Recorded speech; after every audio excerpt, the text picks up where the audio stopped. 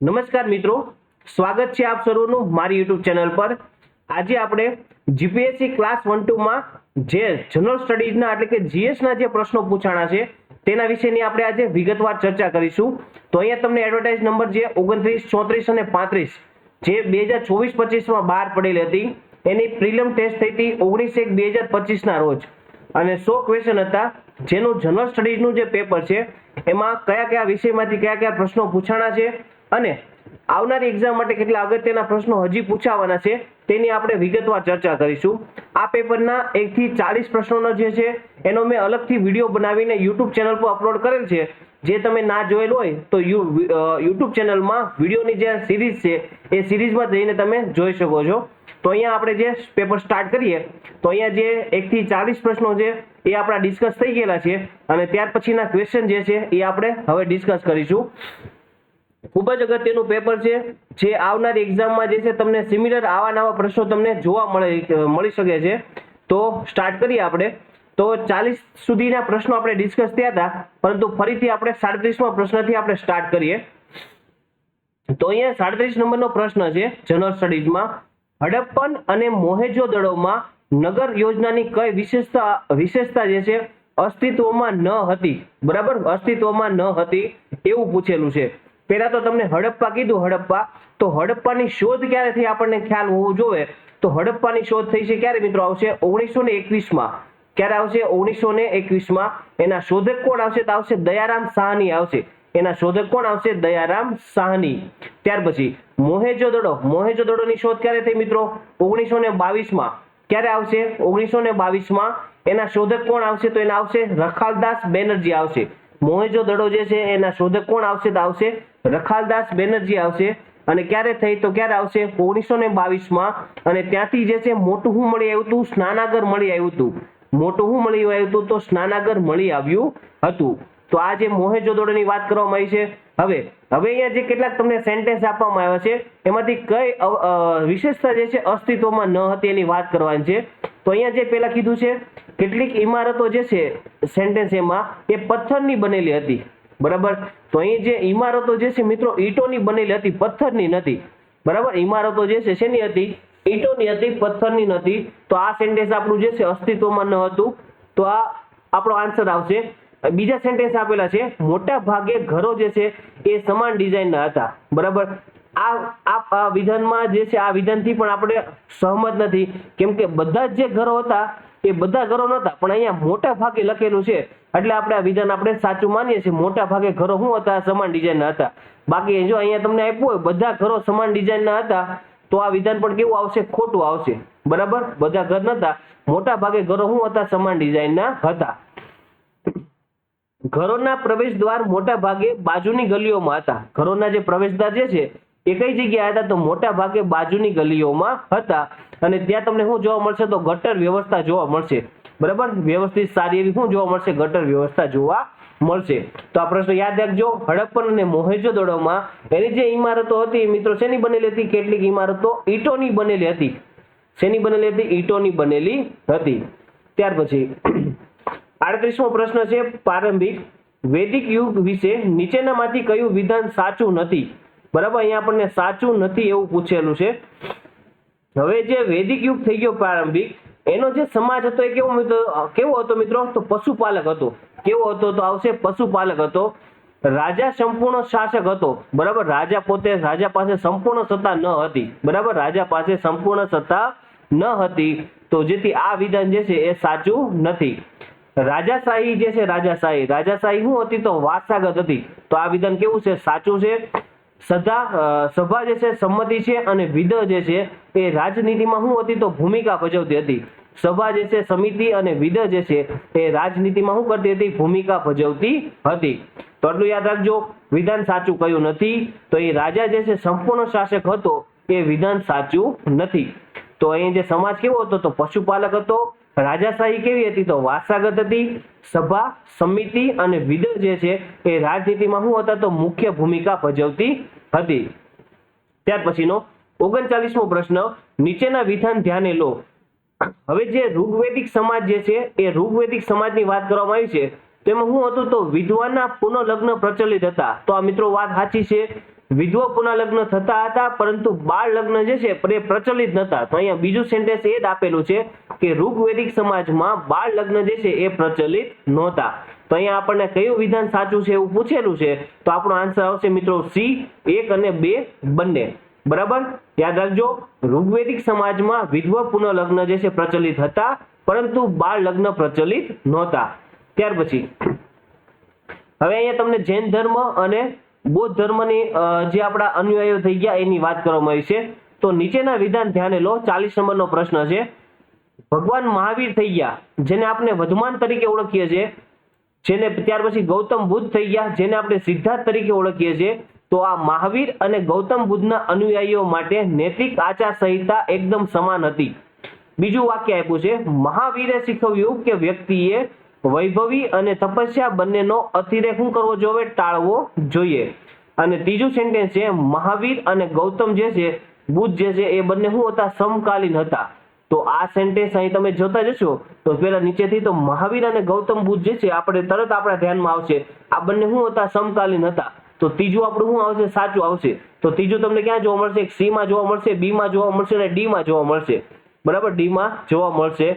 તો ત્રીજું આપણું સાચું છે, પરંતુ ઉપરના બે જે વિધાનો જે છે એ કેવા છે? તો ખોટા છે. ઉપરના બે વિધાનો કેવા છે? ખોટા છે. તો અહીંયા આપણને કીધું છે ઉપરોક્તમાંથી કયું વિધાન સાચું નથી. તો કયું આવશે? એ આવશે. 1 અને 2 વિધાન જે છે સાચા નથી, ફક્ત એક જ વિધાન સાચું છે. કયું આવશે? મહાવીર અને ગૌતમ બુદ્ધ શું હતા? સમકાલીન હતા. બંનેનો જન્મ કેમાં થયો છે? તો ક્ષત્રિય કુળમાં થયો છે. બંનેનો જન્મ કેમાં થયો છે? ક્ષત્રિય કુળમાં થયો છે. મહાવીર જે જૈન ધર્મના તીર્થંકર થઈ ગયા એ કેટલામાં આવશે? મહાવીર સ્વામી તો 24માં તીર્થંકર આવશે. બરાબર, કેટલામાં તીર્થંકર આવશે? 24માં તીર્થંકર આવશે. અને ગૌતમ બુદ્ધ જે છે એ શું આવશે? તો બૌદ્ધ ધર્મના સ્થાપક તરીકે કોને ઓળખવામાં આવશે? તો ગૌતમ બુદ્ધને ઓળખવામાં આવે છે. કોને ઓળખવામાં આવે છે? ગૌતમ બુદ્ધને ઓળખવામાં આવે છે. તો આ ગૌતમ બુદ્ધની અને મહાવીરની વાત છે. તો મહાવીર કેટલામાં તીર્થંકર હતા ભાઈ? 24માં હતા. પ્રથમ કોણ હતા જૈન ધર્મના? તો કોણ આવશે? ઋષભનાથ આવશે. ગૌતમ બુદ્ધનું નામ શું હતું? તો શું આવશે? સિદ્ધાર્થ આવશે. ગૌતમ બુદ્ધનો જન્મ ક્યાં થયો? તો ક્યાં આવશે? લુંબીની આવશે. મહાવીરનો જન્મ ક્યાં થયો? તો કોણ આવશે? કુંડલગામ આવશે. ક્યાં આવશે? કુંડલગામ આવશે. તો આ વાત થઈ ગઈ આપણા પ્રશ્નની. તો અહીંયા આપણો 40 નંબરનો પ્રશ્ન કમ્પ્લીટ થાય છે. હવે જે એક યાદ રાખવું હોય તો વારે વારે પૂછાતું વસ્તુ કે ભાઈ જૈન ધર્મ થઈ ગયો તો જૈન ધર્મની જે ભાષા હતી એ કઈ હતી? તો જૈન ધર્મની જે ભાષા હતી એ મિત્રો કઈ ભાષા આવશે? જૈન ધર્મની જે ભાષા હતી એ ભાષા કઈ આવશે? આવશે પ્રાકૃત ભાષા આવશે. કઈ ભાષા આવશે? પ્રાકૃત ભાષા આવશે જૈન ધર્મની. અને ગૌતમ બુદ્ધની જે ભાષા હતી એ કઈ આવશે? તો આવશે પાલી ભાષા આવશે. બૌદ્ધ ધર્મની જે ભાષા હતી એ કઈ આવશે? પાલી આવશે. જ્યારે જૈન ધર્મની ભાષા કઈ આવશે? તો આવશે પ્રાકૃત ભાષા આવશે. ત્યાર પછી ના આવે 41મો પ્રશ્ન છે. નીચેના નિવેદનો જે છે એ ધ્યાનમાં લો. બૌદ્ધ સાહિત્ય જે છે પ્રાકૃત ભાષામાં હતું. હમણાં જ આપણે ડિસ્કસ કરી ગયા. બરાબર, જો અહીંયા એ જ પ્રશ્ન બની ગયો. બૌદ્ધ સાહિત્ય પ્રાકૃત ભાષામાં હતું. પ્રાકૃત ભાષામાં કોણ હતું? તો જૈન સાહિત્ય હતું. બરાબર, પ્રાકૃત ભાષામાં કોણ હતું? જૈન સાહિત્ય હતું, બૌદ્ધ સાહિત્ય નહીં. તો અહીંયા આપણું આન્સર આ વિધાન કેવું થશે મિત્રો? ખોટું થશે. આ વિધાન કેવું થશે? ખોટું થશે. ગુલામો, સૈનિકો અને દેવાદારોને બૌદ્ધ ધર્મમાં પ્રવેશ મળતો ન હતો. બરાબર, ગુલામો છે, સૈનિકો છે અને દેવાદારોને બૌદ્ધ ધર્મમાં પ્રવેશ મળતો ન હતો. તો આમાંથી કયા વિધાન સાચા છે? તો વિધાન કયું આવશે? ફક્ત 2 આવશે. વિધાન કયું આવશે? ફક્ત 2 નંબરનું વિધાન શું છે? તો સાચું છે. ત્યાર પછી અજંતાની ગુફાઓ તમને ક્યાં જોવા મળશે મિત્રો? મહારાષ્ટ્રમાં. એમના વિશેના જે છે વિધાનો આપણે શું લેવાનું છે? ધ્યાને લેવાનું છે. અહીંયા કીધું છે અજંતાની ગુફાઓ જે છે એ સહ્યાદ્રીની ટેકરીઓમાં આવેલી છે. બરાબર, તો કઈ ટેકરીઓ આવશે? સહ્યાદ્રી. આપણા અહીંયા જે ડાંગ જિલ્લાથી લઈને જે આપણે જે નીચેનો પટ્ટો છે ત્યાં સુધી આપણી જે પર્વતમાળા તમને જોવા મળશે મહારાષ્ટ્રમાં બધે, એ કઈ પર્વતમાળા આવશે? તો આવશે સહ્યાદ્રીની ટેકરીઓ તમને જોવા મળશે. તો અજંતાની ગુફાઓ જે છે એ સહ્યાદ્રી ટેકરીઓમાં શું છે? તો આવેલી છે. અને અજંતાની ગુફાઓમાં ફક્ત બૌદ્ધ ધર્મ સાથે સંબંધિત શિલ્પ અને શું છે? તો ચિત્રો છે. બરાબર, અજંતાની ગુફાઓ કયા ધર્મ સાથે સંકળાયેલી છે? તો બૌદ્ધ ધર્મ સાથે સંકળાયેલી છે. આ વિધાન ખાસ યાદ રાખજો, વારે વારે પૂછાય છે. અજંતાની ગુફાઓ જે છે એમાં કયો ધર્મ છે? તો બૌદ્ધ ધર્મ. અને બૌદ્ધ ધર્મના શું તમને જોવા મળશે? ચિત્રો તમને જોવા મળશે. અને અજંતાની ગુફાઓ જે છે એ સાતવાહન અને વાકાટકના શાસનકાળ દરમિયાન ખોદવામાં આવી હતી. બરાબર, આ વિધાન પણ કેવું છે? સાચું છે. તો નીચેના પૈકી યોગ્ય વિકલ્પ પસંદ કરો તો શું આવશે? ઉપરના 3 વિધાન શું છે? આપણા સાચા છે. હવે અજંતાની ગુફાઓ વિશે તમને કહી દઉં તો એનો અજંતાની ગુફાઓ કયા ધર્મ સાથે સંકળાયેલી છે? તો બૌદ્ધ ધર્મ સાથે સંકળાયેલી છે. ત્યાં તમને શું જોવા મળશે? તો ત્યાં તમને ભીત ચિત્રો જોવા મળશે. કયા રાજ્યમાં આવેલી છે? તો મહારાષ્ટ્ર રાજ્યમાં આવેલી છે. તેના શોધક કોણ છે? તો એના શોધક આવશે જ્હોન સ્મિથ આવશે. એના શોધક કોણ આવશે? જ્હોન સ્મિથ આવશે. અને પેન્ટિંગ આર્ટ માટે શું છે? તો જાણીતી છે. અને ઘોડાની નાળ જેવી આકારવાળી ખીણમાં આવેલી છે. તો યાદ રાખજો કેવા આકારવાળી ખીણમાં આવેલ છે? ઘોડાની નાળ જેવી આકારવાળી ખીણમાં આવેલી છે. તો આ મિત્રો વાત થઈ છે ને આવશે અજંતાની ગુફાની. હવે અહીંયા જે તમને સાતવાહન કીધું, સાતવાહન, તો સાતવાહન વંશ જે થઈ ગયો એની હું વાત કરું છું. તો સાતવાહન વંશના સ્થાપક કોણ હતા મિત્રો? સિમુક હતા. હમણાં જ ગઈકાલે રવિવારે જે જીપીએસસી ની એક્ઝામ લેવાની એમાં જ્યારે એવું કીધું કે સાતવાહન વંશના જે વંશ થઈ ગયો એના સ્થાપક કોણ આવશે? તો કે ગૌતમી પુત્ર સાતકર્ણી આવશે એવું કીધું. તો એ વિધાન એમાં કેવું હતું મિત્રો? ખોટું હતું. કેમ કે સાતવાહન વંશના સ્થાપક કોણ આવશે? તો આવશે સ્થાપક આવશે સિમુક. એનો શક્તિશાળી જે રાજા કોણ હતો? તો કોણ આવશે? ગૌતમી પુત્ર કોણ આવશે? સાતકર્ણી આવશે. એનો શક્તિશાળી રાજા કોણ આવશે? તો આવશે ગૌતમી પુત્ર કોણ આવશે? સાતકર્ણી આવશે. એની ભાષા કઈ આવશે? એની ભાષા આવશે પ્રાકૃત ભાષા આવશે. બરાબર. સાતવાહન વંશના જે રાજા થઈ ગયા એની ભાષા કઈ આવશે? તો આવશે પ્રાકૃત આવશે. અને સિક્કા શેના હતા? આવશે સીસાન આવશે. હવે તમને અહીંયા અજંતાની ગુફા કીધી. હવે એવું કીધું કે ઇલોરાની ગુફા જે છે શેના માટે જાણીતી છે? તો ઇલોરાની ગુફા જે છે એ શિલ્પકલા સંબંધિત પ્રવૃત્તિ માટે શું છે? તો જાણીતી છે. ઇલોરાની ગુફા શેના માટે જાણીતી છે? તો શિલ્પકલા માટે શું છે? તો જાણીતી છે. તો એ કઈ આવશે? તો આવશે આપણી ઇલોરાની ગુફા. ત્યાર પછીનો 43મો પ્રશ્ન છે અગત્યનો. મસ્ત વ્યક્તિ સુભાષચંદ્ર બોઝ. બરાબર. સુભાષચંદ્ર બોઝ વિશે નીચેના વિધાન ધ્યાને લો. હવે સુભાષચંદ્ર બોઝ જે છે તેઓ 1929માં ઓલ ઇન્ડિયા ટ્રેડ યુનિયન કોંગ્રેસના શું બન્યા હતા? પ્રમુખ તરીકે ચૂંટાયા હતા. બરાબર. ઓલ ઇન્ડિયા ટ્રેડ યુનિયન કોંગ્રેસના પ્રમુખ તરીકે ચૂંટાયા હતા. તેઓ 1931માં ગાંધી ઇરવિન વચ્ચેની જે સંધિ થઈ, બરાબર, એ સાથે સહમત ન હતા. ત્યાર પછી તેઓ ભારતીય રાષ્ટ્રીય કોંગ્રેસના 2 વખત અધ્યક્ષ તરીકે ચૂંટાયા હતા. બરાબર મિત્રો, 2 વખત અધ્યક્ષ હતા. કઈ કઈ જગ્યાએ? 1938 હરિપુરા અને 1939 એ કઈ જગ્યાએ આવશે આપણું? તો આવશે ત્રિપુરી ખાતે. કઈ જગ્યાએ આવશે? ત્રિપુરી ખાતે. તો 2 વખત સુભાષચંદ્ર બોઝ જે છે એ શું હતા? આપણા એના અધ્યક્ષ હતા ભારતીય રાષ્ટ્રીય કોંગ્રેસના. એની જે સ્થાપના ક્યારે થઈ? તો ક્યારે આવશે? 1985 આવશે. બરાબર. સ્થાપના ક્યારે થઈ? સ્થાપના જે છે સ્થાપના ક્યારે થઈ? તો એને આવશે 1885. સોરી, ક્યારે થઈ? તો 1885. 1985 નહીં, પણ ક્યારે આવશે? 1885. પછી કીધું છે જ્યારે બ્રિટિશ સરકારે બીજા વિશ્વ યુદ્ધમાં ભારતને યુદ્ધ રથ જે છે દેશ બનાવ્યો, યુદ્ધ રથ, ત્યારે બ્રિટિશરો વિરુદ્ધ જન આંદોલન શરૂ કરવાના શું હતા? પક્ષમાં હતા.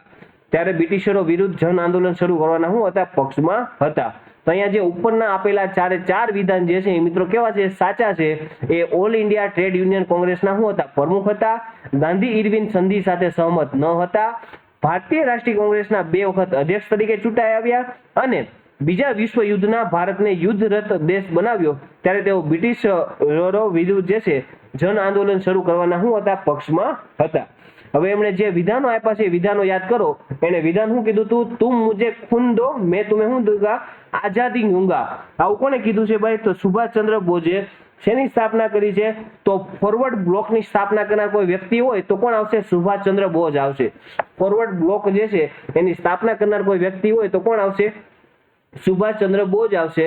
અને જય હિન્દનો શું આપેલો છે? એમને નારો આપેલો છે. જય હિન્દનો શું આપ્યો છે? નારો આપ્યો છે. બીજું કીધું છે ગાંધીજીએ રાષ્ટ્રપિતા કહ્યું. ગાંધીજીને એમને શું કીધું છે? રાષ્ટ્રપિતા કીધું છે. તો એવું પૂછે કે ગાંધીજીને રાષ્ટ્રપિતા તરીકે કોને સન્માનિત કર્યા છે? તો કોણ આવશે? સુભાષચંદ્ર બોઝ આવશે. સુભાષચંદ્ર બોઝ. ત્યાર પછી હવે કીધું છે ભારતીય રાષ્ટ્રીય સેના INA, બરાબર, વિશે નીચેનામાંથી કયું વિધાન સાચું નથી? બરાબર. આ કીધું છે ભારતીય રાષ્ટ્રીય સેના વિશે નીચેનામાંથી કયું વિધાન સાચું નથી? INA ની રચના સુભાષચંદ્ર બોઝ દ્વારા કરવામાં આવી હતી. બરાબર. INA ની રચના જે છે સુભાષચંદ્ર બોઝ દ્વારા કરવામાં આવી હતી. તો આ વિધાન કેવું છે મિત્રો? ખોટું છે.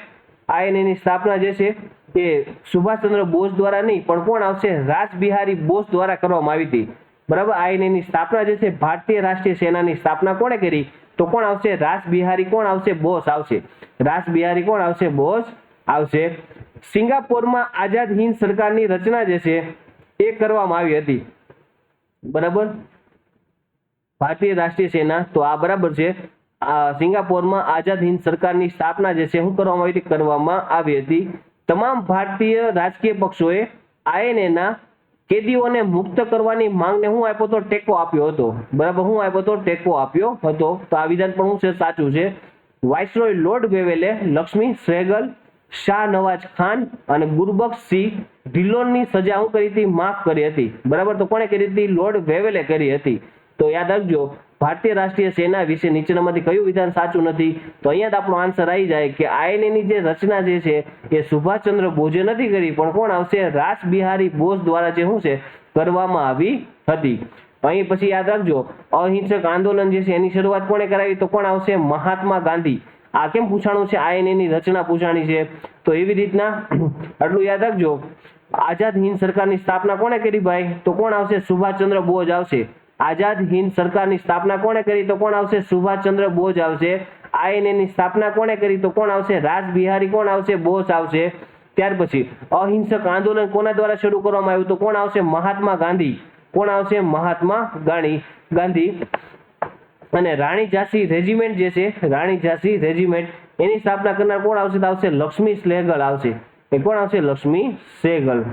ત્યાર પછી સરદાર વલ્લભભાઈ પટેલને લગતી ઘટનાઓ અને તેના વર્ષો અંગે નીચેનામાંથી કયો વિકલ્પ સાચો નથી, બરાબર, નથી એવું આપણને પૂછેલું છે અહીંયા.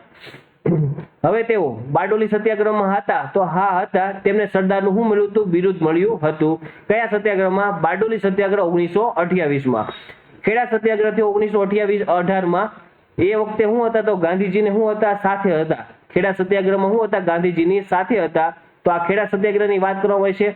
અને ભારતીય રાષ્ટ્રીય કોંગ્રેસના જે છે શું હતા, તો પ્રમુખ હતા. કયા વર્ષમાં, 1931માં. આપણી બીજી ગોળમેજી પરિષદ ક્યારે ભરાણી, તો 1931માં. જેમાં કોણે ભાગ લીધો હતો, ગાંધીજીએ ભાગ લીધો હતો. 3 ગોળમેજી પરિષદમાં ભાગ લેનાર વ્યક્તિ કોણ, તો કોણ આવશે, બાબા સાહેબ આંબેડકર. અને બીજું કોઈ વ્યક્તિ આવે તો કોણ આવશે, તેજ બહાદુર સપ્રુ, બરાબર, તેજ બહાદુર સપ્રુ. તો અહીંયા વાત થઈ છે આપણા સરદાર વલ્લભભાઈ પટેલ. જન્મ ક્યાં આવશે એમનો, કરમસદ ખાતે થયો હતો. જેમને સૌરાષ્ટ્રના રજવાડા જે છે એને જોડવાની કામગીરી શું કરી હતી. તો બારડોલી સત્યાગ્રહ 1928, ખેડા સત્યાગ્રહ 1918 અને ભારતીય રાષ્ટ્રીય કોંગ્રેસના જે છે શું હતા, પ્રમુખ હતા. ક્યારે આવશે, 1931માં. ત્યાર પછી હવે જે છે અહીંયા નીચે કેટલાક યુદ્ધ આપેલા છે. નીચેના યુદ્ધનો તેમના કાલકર્વી ક્રમમાં ગોઠવો, બરાબર. એનો સમયગાળો છે, સમયગાળા મુજબ જે છે એ તમારે શું છે, ગોઠવવાના છે. તો અહીંયા જે છે પહેલા તો જે છે કયા યુદ્ધ થયા હતા, મૈસૂર યુદ્ધ થયા હતા, બરાબર. પહેલા તો કયા થયા હતા, મૈસૂર યુદ્ધ થયા હતા. તો સૌપ્રથમ શું આવશે, આપણું 3 નંબર આવશે. સૌપ્રથમ શું થયા હતા, મૈસૂર યુદ્ધ થયા હતા. ત્યાર પછી કોની સાથે થયું હતું, મરાઠા સાથે યુદ્ધ થયું હતું. મૈસૂર યુદ્ધ થયા આપણા 4 મૈસૂર યુદ્ધ થયા, પ્રથમ, બીજું, ત્રીજું ને ચોથું. અને 4 મૈસૂર યુદ્ધ થયા. ત્યાર પછી મરાઠા યુદ્ધ થયું હતું. અને ત્યાર પછીનું કયું યુદ્ધ થયું હતું, શીખોનું યુદ્ધ થયું હતું, બરાબર. શીખોનું શું થયું હતું, યુદ્ધ થયું હતું. તો અહીંયા તમને અલગ અલગ પ્રકારના 4 મૈસૂર યુદ્ધ જે છે, મૈસૂર યુદ્ધ એમાં શું થઈ હતી એની માહિતી આપણું.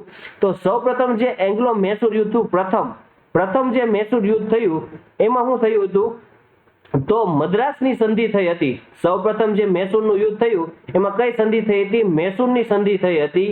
અને હૈદર અલી જે છે એની શું દેખાણી હતી, શક્તિ દેખાણી હતી. ત્યાર પછીનું બીજું યુદ્ધ થાય છે. બીજા યુદ્ધમાં શું થાય છે, હૈદર અલીનું શું થાય છે, મૃત્યુ થાય છે. યાદ રાખજો ભાઈ, પ્રથમ જે છે એમાં કઈ સંધિ થઈ, મદ્રાસની સંધિ થઈ. બીજું યુદ્ધ થાય છે એમાં હૈદર અલીનું શું થાય છે, અવસાન થાય છે. અને તેમાં જે સંધિ થાય છે એને શું કહેવાય છે, મેંગ્લોરની સંધિ. એને શું કહેવાય છે, મેંગ્લોરની સંધિ કહેવાય છે. બીજામાં શું થાય છે, તેને કહેવાય છે મેંગ્લોરની સંધિ થાય છે. ત્યાર પછી ત્રીજું જે છે યુદ્ધ થાય છે એ કોના નેતૃત્વમાં થાય છે, તો લોર્ડ કોર્નવાલિસના શું થાય છે, તો નેતૃત્વમાં થાય છે. અને શેની સંધિ થાય છે, રંગપટ્ટનમની સંધિ થાય છે. શેની સંધિ થાય છે, રંગપટ્ટનમની સંધિ થાય છે. પછી અને ચોથું જે યુદ્ધ થાય છે એમાં શું થાય છે, ટીપુ સુલતાન જે છે, ટીપુ સુલતાન શું થાય છે, મૃત્યુ થાય છે. તો આ ચોથું મેંગ્લો મૈસૂર યુદ્ધ જે છે એમાં ટીપુ સુલતાનનું શું થાય છે, અવસાન થાય છે. અને અહીંયા જે સંધિ થાય છે એ સંધિનું નામ આવશે પણ મૈસૂર પર શું થાય છે, અંગ્રેજોનો શું થાય છે, કબજો થાય છે. મૈસૂર પર અંગ્રેજોનો શું થાય છે, કબજો થાય છે. તો અંગ્રેજોએ કબજો કરી લીધો. ક્યારે, મૈસૂર પર અંગ્રેજોનો કબજો થયો ક્યારે, તો ચોથા એંગ્લો મૈસૂર યુદ્ધ પછી. ફરી એકવાર રિપીટ કરી દો. સૌપ્રથમ કઈ સંધિ થઈ? તો આવશે મૈસૂરની સંધિ, મદ્રાસની સંધિ. ત્યાર પછી સંધિ આવશે બીજામાં મેંગલોરની સંધિ. ત્યાર પછી આવશે રંગપટ્ટનમની સંધિ. અને સૌપ્રથમ બીજામાં જે છે કોનું અવસાન થાય છે? હૈદર અલીનું મૃત્યુ થયું. અને ચોથામાં કોનું આવશે? તો ટીપુ સુલતાન જે છે એનું શું થયું? મૃત્યુ થયું હતું. તો ચોથામાં ટીપુ સુલતાનનું શું થાય છે? અવસાન થઈ જાય છે. ત્યાર પછી તો અહીંયા જે છે એંગ્લો મૈસૂર યુદ્ધ પહેલા આવશે. પછી મરાઠા યુદ્ધ થયું, એમાં શું થયું? તો મરાઠા શક્તિનો શું આવ્યો તો અંત આવ્યો હતો. અને એંગ્લો શીખ યુદ્ધ થયું, એમાં શું થયું હતું? તો એમાં આવશે પંજાબ જે છે એ બ્રિટિશ સામ્રાજ્યમાં ભળી ગયું હતું. બરાબર, પંજાબ જે છે બ્રિટિશ સામ્રાજ્યમાં શું ભળી ગયું હતું. તો અહીંયા આવશે 3, 2 અને શું આવશે? 1 આવશે. ત્યાર પછી 1857ના વિપ્લવની નીચેની ઘટનાઓને તેના કાલક્રમમાં ગોઠવો. બરાબર, 1857નો જે વિપ્લવ થયો છે એમાં શું થયું છે? પેલા સૌપ્રથમ થયું છે બરાકપુરનો બળવો થયો છે. આપણા જે મંગલ પાંડે થઈ ગયા, મંગલ પાંડે એમને જે છે વિપ્લવની શરૂઆત કરી. બરાબર, વિપ્લવની શરૂઆત કરી એ કઈ જગ્યાએ? તો બરાકપુરનો બળવો કર્યો. ત્યાંથી શું થયું? 1857ના વિપ્લવની શરૂઆત થઈ. અને એને આ જે 1857ના વિપ્લવની સત્તાવાર જે શરૂઆત થઈ હોય તો એ ક્યાંથી આવશે? મેરઠમાં બળવો થયો. બરાબર, 1857ના વિપ્લવની સત્તાવાર શરૂઆત ક્યાંથી થઈ? તો ક્યાંથી આવશે? મેરઠથી થઈ. કે મેરઠમાં બળવો થયો ત્યારથી જે છે 1857ના વિપ્લવની શું થઈ? શરૂઆત થઈ. ત્યાર પછી દિલ્હી પર બળવાખોરોએ શું કર્યો? તો કબજો કર્યો. અને કબજો થતા એ જે છે બહાદુરશાહ જફર જે થઈ ગયા એને જે છે શું કરવામાં આવ્યો? તો સમ્રાટ તરીકે જાહેર કરવામાં આવ્યા. બહાદુરશાહ જફર જે થઈ ગયા એને સમ્રાટ તરીકે શું કરવામાં આવ્યા? જાહેર કરવામાં આવ્યા. તો દિલ્હી જે છે એના પર શું થયું? બળવાખોરોનો કબજો થયો. અને લખનૌમાં પણ શું થયો? તો બળવો જે છે શું થયો? ફાટી નીકળ્યો. ને અહીંયા કોણ આવશે? તો આવશે બેગમ જે છે હજરત શું આવશે? મહલ આવશે. એને શું કર્યા? તો જાહેર કર્યા. તો સૌપ્રથમ શું થયો? બરાકપુરનો બળવો થયો. ત્યાર પછી મેરઠમાં બળવો થયો કે 1857ના વિપ્લવની જે છે એ ઓફિશિયલ શું થઈ? શરૂઆત થઈ. અને દિલ્હી પર બળવાખોરોનો શું થયો? કબજો થયો. એમાં બહાદુરશાહ જફરે શું કર્યો? તો જફરને જે છે સમ્રાટ તરીકે શું કરવામાં આવ્યા? જાહેર કરવામાં આવ્યા. અને લખનૌમાં પણ શું બળવો જે છે શું કર્યો? તો ફાટી નીકળ્યો હતો. ત્યાર પછી question number 48, George Yule, William Wedderburn અને આલ્ફ્રેડ વેબનું આ નામ બધા મિત્રો જાણીતા છે. વેબનું ભારત સાથે સામાન્ય અનુસંધાન શું હતું? બરાબર, આ જે બધા વ્યક્તિઓ આપેલા છે એનું અનુસંધાન શું હતું? તેઓ બ્રિટિશ સંસદના અગ્રણીય સભ્યો હતા જેઓ ભારતીય રાષ્ટ્રીય કોંગ્રેસના શું હતા? શુભેચ્છકો હતા. તેઓ ભારતીય બ્રિટિશના પ્રાંતીય ગવર્નર હતા. તેઓ ભારતીય રાષ્ટ્રીય કોંગ્રેસના પ્રમુખ તરીકે ચૂંટાયા હતા.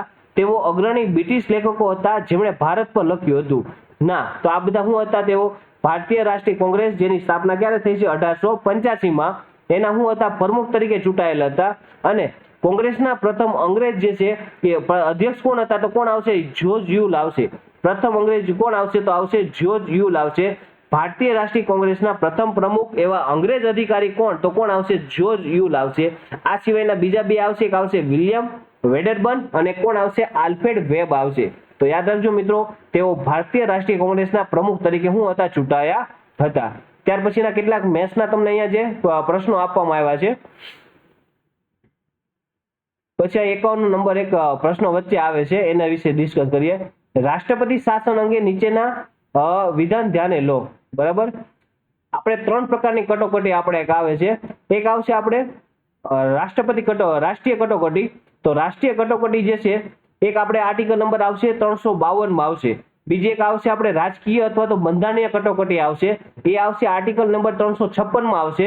અને ત્રીજી એક આવશે નાણાકીય કટોકટી આવશે. એ નાણાકીય કટોકટી શેમાં આવશે? આર્ટિકલ નંબર 360 માં આવશે. નાણાકીય કટોકટી શેમાં આવશે? આર્ટિકલ નંબર 360 માં આવશે. અહીંયા જે વાત કરી છે રાષ્ટ્રપતિના શાસન લાદવાના આદેશને સંસદના બંને ગૃહો દ્વારા મંજૂર કરવાનો રહે છે. બરાબર, રાષ્ટ્રપતિ શાસન લાદવાના આદેશને સંસદના બંને ગૃહો દ્વારા જે છે શું કરશે? મંજૂર કરવાનો રહે છે. અને બીજું કીધું છે સંસદની મંજૂરીથી રાષ્ટ્રપતિ શાસન જે છે અનિશ્ચિત સમય સુધી શું છે? તો ચાલુ જે છે એ રાખી શકાય છે. બરાબર, રાષ્ટ્રપતિ શાસન લાદવાના આદેશને સંસદના બંને ગૃહો દ્વારા મંજૂર કરવાનો રહે છે. અને સંસદની મંજૂરીથી રાષ્ટ્રપતિ શાસન જે છે અનિશ્ચિત સમય સુધી ચાલુ રખાય છે. બરાબર, તો આ વિધાન કેવું છે? ખોટું છે. અહીંયા કયું વિધાન સાચું આવશે? તો ફક્ત શું આવશે? 1 આવશે. બરાબર, ફક્ત શું આવશે? 1 આવશે.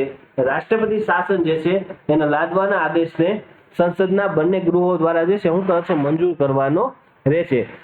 અને સંસદની મંજૂરીથી રાષ્ટ્રપતિ શાસન જે છે અનિશ્ચિત સમય સુધી ચાલુ રખાય છે. આ વિધાન કેવું છે મિત્રો, ખોટું છે.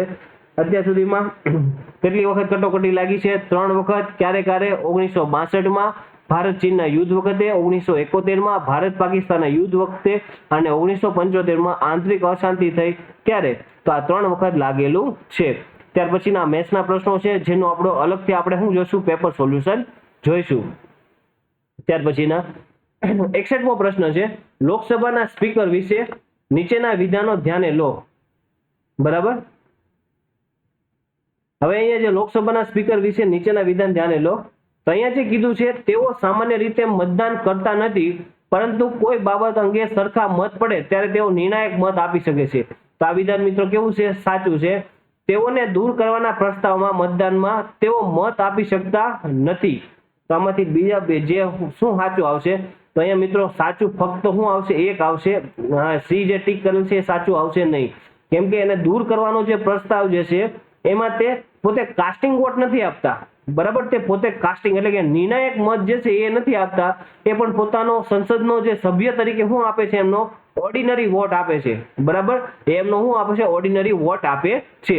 તો અહીંયા શું આવશે, આપણું વિધાન શું આવશે, ફક્ત એક આવશે, કેમ કે તેઓ મત આપી શકતા નથી. એવું નથી, મત આપી શકે છે. રિપીટ કરું છું, જ્યારે સંસદ જે છે બેસે છે, લોકસભાના સ્પીકરની વાત છે, એમાં જ્યારે સરખું મતદાન થાય છે એ વખતે જે છે નિર્ણાયક મત આપવાની જે પાવર જે છે એ કોને આવશે, લોકસભાના સ્પીકરને. અને એ વોટને કેવો વોટ કહેવાય, કાસ્ટિંગ વોટ કહેવાય. હવે લોકસભાના સ્પીકરને આપણે તેના પદ પરથી આપણે દૂર કરવા છે, તો દૂર કરવાના પ્રસ્તાવમાં મતદાનમાં જેવો છે તેઓ મત આપી શકતા નથી. બરાબર. દૂર કરવાનું જે છે એમાં મત આપી શકે, પણ કેવો vote, ordinary vote, casting vote નથી આપતા. બરાબર. કયો વોટ આપે, ઓર્ડિનરી વોટ આપે, કાસ્ટિંગ વોટ આપતા નથી. પછી ઇન્ડિયા શબ્દનો ઉપયોગ ભારત માટે સર્વપ્રથમ કઈ ભાષામાં કરવામાં આવ્યો હતો?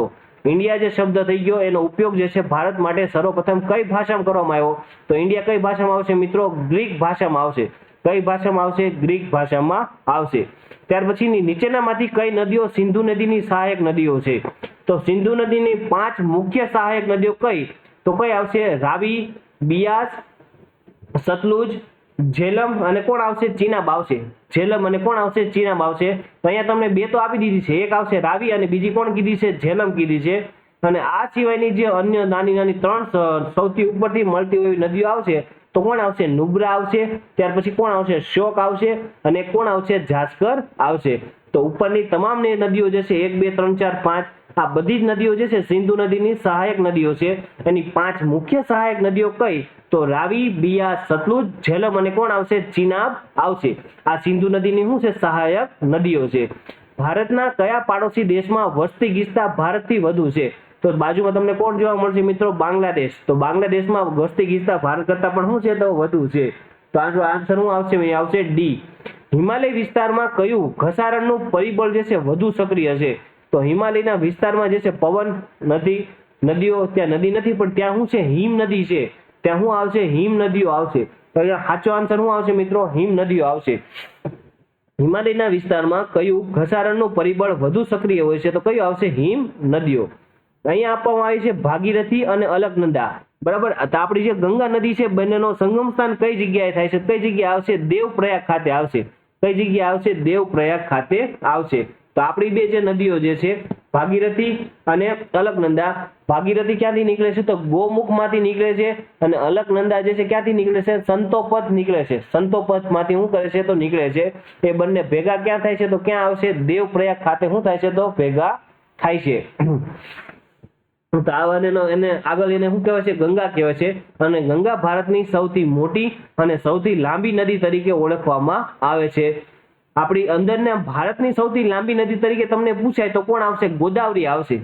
ભારતને અંદરની કેમ કે ગંગા નદીનું અસ્તિત્વ જે છે એ બાંગ્લાદેશમાં પણ ફેલાયેલું છે.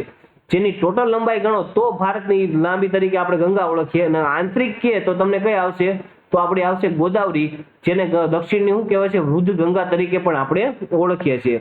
ત્યાર પછી નીચેનામાંથી એવું કયું કારણ છે? 67 નંબરનો પ્રશ્ન. નીચેનામાંથી કયું કારણ ભારતના ઉત્તર પશ્ચિમ ભાગમાં બરાબર. ઉત્તર એટલે કે ઉત્તર એટલે આપણે ઉપર સાઈડ જમ્મુ કાશ્મીર સાઈડનો ભાગ પંજાબ બાજુનો, અને પશ્ચિમ એટલે કે આપણે ગુજરાત, રાજસ્થાન, પંજાબ, હરિયાણા બાજુનો ભાગ જે છે એ શિયાળામાં થતા વરસાદ માટે શું છે તો જવાબદાર છે. બરાબર. શિયાળામાં જે વરસાદ થાય છે એના માટે જવાબદાર છે. તો અહીંયા જે શું આવશે, ચક્રવર્તીય દબાણને લીધે વરસાદ આવે છે. તો પશ્ચિમી વિક્ષોભ એટલે શું આવશે, વિક્ષોભ એટલે વાવાઝોડા જેવી શું થાય છે તો પવનની શું કહેવાય છે, પ્રણાલી કહેવાય. પશ્ચિમી વિક્ષોભ એટલે શું કહેવાય, વાવાઝોડા જેવી પવનની જે છે શું કહેવાય છે, પ્રણાલી કહેવાય છે. ચોમાસાની પીછેહટ કે દક્ષિણ પશ્ચિમ ચોમાસું, કે દક્ષિણ પશ્ચિમ કે નીચે આવ્યું દક્ષિણ પશ્ચિમમાં, કે પછી હવે શું આવશે ઉત્તર પશ્ચિમમાં આવશે, એવું નહીં આવે. અહીંયા શું આવશે, પશ્ચિમી વિક્ષોભ આવશે.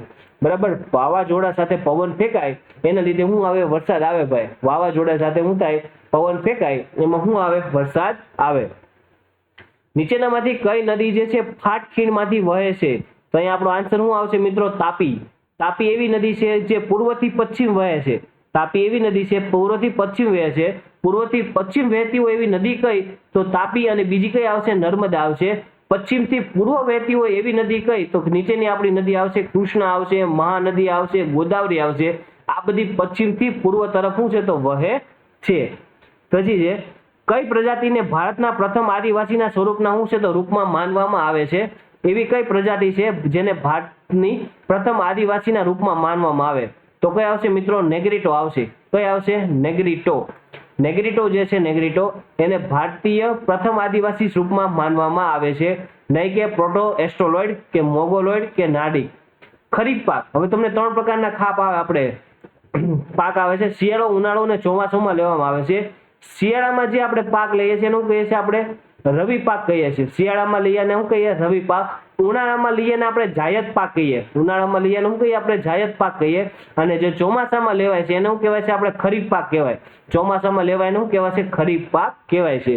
તો અહીંયા તમને ખરીફ પાક કીધો તો ખરીફ પાકમાં શું આવશે મિત્રો, ચોમાસું આવશે. શું આવશે, ચોમાસું આવશે. નીચેનામાંથી પૃથ્વીની આંતરિક સંરચનાની માહિતી પ્રાપ્ત કરવાના અપ્રત્યક્ષ સ્ત્રોત કયા છે? બરાબર. પૃથ્વીની તમારે ઇન્ટરનલ રચના તમારે જોવી છે તો એના માટેના જે ઇનડાયરેક્ટ જે સ્ત્રોત બધા કયા કયા છે તો અહીંયા કીધું છે ઉલ્કાપિંડ. બરાબર. આપણે કોઈ ઉલ્કાપિંડ જે છે, આપણે કોઈ ધાતુ છે, કોઈ મેટલ છે એના વિશે આપણે જાણવું હોય તો ઉલ્કાપિંડ આપણને કામ લાગશે. પછી ગુરુત્વાકર્ષણ, આપણે કેટલી ઘનતા છે, એની રચના કેવી છે, એ બધા વિશે આપણે જાણવું હોય તો આપણને ગુરુત્વાકર્ષણ આપણને શું લાગશે, કામ લાગશે. ત્યાર પછી કોણ આવશે, ચુંબકીય ક્ષેત્ર આવશે. ચુંબકીય ક્ષેત્ર અને ભૂકંપ જે છે એ આપણને આંતરિક સ્તરો વચ્ચે સૌથી વધુ કોઈ માહિતી આપતું હોય પૃથ્વીની તો એ કોણ આવશે મિત્રો, ભૂકંપ આવશે. આંતરિક સંરચના વચ્ચે સ્તરો વચ્ચે સૌથી વધારે માહિતી આપતું હોય તો એ કોણ આવશે મિત્રો, ભૂકંપ આવશે. કોણ આવશે, ભૂકંપ આવશે. તો અહીંયા જે છે પૃથ્વીની આંતરિક સંરચનાની માહિતી જે છે પ્રાપ્ત કરવાનો અપ્રત્યક્ષનો જે સ્ત્રોત જે છે એ સ્ત્રોત કયો આવશે તો ઉલ્કાપિંડ, ગુરુત્વાકર્ષણ, ચુંબકીય ક્ષેત્ર અને શું આવશે, ભૂકંપ આવશે. વિશ્વનો સૌથી ઉચ્ચ પ્રદેશ કયો છે? વિશ્વનો સૌથી ઉચ્ચ પ્રદેશ કયો છે તો કોણ આવશે, તિબેટનો ઉચ્ચ પ્રદેશ આવશે. કયો આવશે, તિબેટનો ઉચ્ચ પ્રદેશ. ત્યાર પછી નીચેનામાંથી ભારતના કયા વિસ્તારોમાં અતિશય નુકસાનકારક જોખમી ભૂકંપીય ક્ષેત્રો આવે છે? બરાબર. સૌથી વધારે ભૂકંપીય ક્ષેત્રો આવતા હોય એનું તમને પૂછેલું છે. તો અહીંયા જે છે આપણને ખબર છે કચ્છ આપણા ઝોન કેમાં આવે છે, ઝોન 5 માં આવે છે. પેલા તમને 4 માં કચ્છ આપેલું છે તો કચ્છ એમાં આવશે, ઝોન 5 માં. તો સૌથી વધારે અહીંયા જે છે ભૂકંપ તમને જોવા મળે છે. તો 4 નંબર તો બધામાં આવશે, તો આપણે 1 નહીં આવે, 2 3 4 માંથી કોઈ બી આવશે. ત્યાર પછી કાશ્મીરી ખીણ છે ત્યાં પણ જે છે ભૂકંપ તમને વધારે જોવા મળશે. પશ્ચિમી હિમાલયમાં પણ તમને જે છે હિમાચલમાં જોવા મળશે. અને ઉત્તર પૂર્વ ક્ષેત્ર જે છે ત્યાં પણ જે છે તમને શું કરશે, ભૂકંપીય ક્ષેત્રો તમને શું કરશે, જોવા મળશે. તો નીચેનામાંથી ભારતના કઈ જગ્યાએ જે છે ભૂકંપીય ક્ષેત્રો જોવા મળશે? તો અહીંયા આવશે ઉત્તર પૂર્વ ક્ષેત્ર, પશ્ચિમી હિમાચલ, કાશ્મીરી ખીણ અને કચ્છ શું આવશે, ગુજરાત આવશે. પછી કીધું છે 74 નંબર, ક્લેવિસ નીચેનામાંથી શું છે? ક્લેવિસ નીચેનામાંથી શું છે? તો ગુરુ ગ્રહનો એક ઉપગ્રહ છે, ચંદ્ર પર આવેલો સૌથી મોટું ક્રેટર છે, જલમાંથી સમગ્ર પૃથ્વીનું ચક્ર પૂરું કરનાર ઇટાલિયન નાવિક છે, કે ઉપરોક્તમાંથી એક પણ નહીં. તો શું આવશે, ચંદ્ર પર આવેલું સૌથી મોટું શું છે તો ક્રેટર છે. બરાબર. ક્લેવિસ જે છે નીચેનામાંથી શું છે, ચંદ્ર પર આવેલું જે છે એ સૌથી મોટું શું છે, ક્રેટર છે. ત્યાર પછી નીચેનામાંથી કયું વિધાન સાચું છે? ધ બોમ્બે પ્લાન જે છે ભારતના અગ્રણી સમાજવાદીઓ દ્વારા જે છે એ શું કરવામાં આવ્યા હતા? તૈયાર કરવામાં આવ્યો હતો. બરાબર. હવે જે અહીં અલગ અલગ પ્રકારના તમને પ્લાન આપવામાં આવ્યા છે, તો અહીંયા જે બોમ્બે પ્લાન જે છે એ જીઆરડી ટાટા દ્વારા તૈયાર કરવામાં આવ્યો હતો, ઉદ્યોગપતિ દ્વારા તૈયાર કરવામાં આવ્યો હતો. તો અહીંયા ભારતના અગ્રણી સમાજવાદીઓ દ્વારા તૈયાર કરવામાં નહોતો આવ્યો. બરાબર, એટલું યાદ રાખો એટલે તમને અહીંયા તમારો આન્સર ફટાફટ આવવા મળે. બોમ્બે પ્લાન જે છે મિત્રો કોણે તૈયાર કર્યો? તો કોણ આવશે? જીઆરડી ટાટા આવશે. પછી કીધું છે સી નારાયણ અગ્રવાલ દ્વારા સર્વોદય યોજના. હવે સર્વોદય યોજના જે છે મિત્રો કોણે તૈયાર કરી હતી? જયપ્રકાશ નારાયણે તૈયાર કરી હતી. કોણે કરી હતી? જયપ્રકાશ નારાયણે તૈયાર કરી હતી. તો અહીંયા પણ જે છે આ વિધાન કેવું છે મિત્રો? ખોટું છે. હવે રાષ્ટ્રીય આયોજન સમિતિ અને ધ બોમ્બે પ્લાન બંને મૂડીવાદી શૈલીના વિકાસની તરફેણમાં હતા. હવે મૂડીવાદી શૈલી તમને કીધી એટલે શું આવશે? મૂડીવાદી એટલે એમાં માલિકી જે છે શું હોય? તો ખાનગી હોય. તો એવી રીતના ખાનગીકરણ જે છે આપણે વિચારીએ છીએ એને એવા વિકાસની તરફેણમાં હતા. તો આ વિધાન પણ મિત્રો કેવું છે? ખોટું છે. બરાબર, એવા વિકાસના ધ્યાનમાં હતા નહીં. પરંતુ ઓક્ટોબર 1946માં ભારત સરકારે પહેલેથી જ હાથ ધરવામાં આવેલી આયોજનની સમીક્ષા કરવા અને ભવિષ્યની કાર્યવાહી સૂચવવા માટે સલાહકાર આયોજન બોર્ડ નામની જે છે સમિતિની શું કરી હતી? નિમણૂક કરી હતી. આયોજન બોર્ડ નામની સમિતિની શું કરી હતી? નિમણૂક કરી હતી. તો અહીંયા શું સાચું છે? તો 1946માં ભારત સરકારે પહેલેથી જ હાથ ધરવામાં આવેલ આયોજનની સમીક્ષા કરવા અને ભવિષ્યની કાર્યવાહી જે છે સૂચવવા માટે સલાહકાર આયોજન બોર્ડ નામની સમિતિની શું કરી હતી? નિમણૂક કરી હતી. તો એટલો મિત્રો અહીં શું આવશે? સાચું આવશે. હવે જે છે બોમ્બે પ્લાન કોણે કર્યો? જીઆરડી ટાટાએ જે છે તૈયાર કર્યો છે. પીપલ પ્લાન જે છે પીપલ પ્લાન એ કોણે તૈયાર કર્યો? તો એમએન રોય દ્વારા તૈયાર કરવામાં આવ્યો હતો. શ્રીમન નારાયણ અગ્રવાલ જે છે આ જે નારાયણ અગ્રવાલ એને જે પ્લાન તૈયાર કર્યો છે એને શું કહેવાય છે? ગાંધીયન પ્લાન કહેવાય છે. એને શું કહેવાય છે? ગાંધીયન પ્લાન જે છે કોણે કર્યો? તો નારાયણ અગ્રવાલે કર્યો. ગાંધીયન પ્લાન જે છે કોણે કર્યો? નારાયણ અગ્રવાલે કર્યો. અને સર્વોદય પ્લાન જે છે સર્વોદય પ્લાન બે કોણે કર્યો? તો કોણ આવશે? જયપ્રકાશ નારાયણ દ્વારા કરવામાં આવ્યો. કોણ આવશે? જયપ્રકાશ નારાયણ દ્વારા. ત્યાર પછી હવે જે નીતિ આયોગના પ્રશ્નો છે અહીંયા નીચેના વિધાનોને ધ્યાનમાં લો. હવે જે નીતિ આયોગ જે છે એ સહકારી અને સ્પર્ધાત્મક સંઘવાદ બંનેને પ્રોત્સાહન આપે છે. બરાબર, શું આપે છે? પ્રોત્સાહન આપે છે. તો સહકારી એટલે કે આપણું સરકારી જે છે આપણું ખાતું એની વાત છે સહકારી. અહીંયા સ્પર્ધાત્મક એટલે કે જે બે રાજ્ય વચ્ચે જે કોમ્પિટિશન થાય છે એની વાત કરવામાં આવી છે. અને સહકારીમાં જે વાત છે કેન્દ્ર અને રાજ્ય વચ્ચેની વાત કરવામાં આવી છે.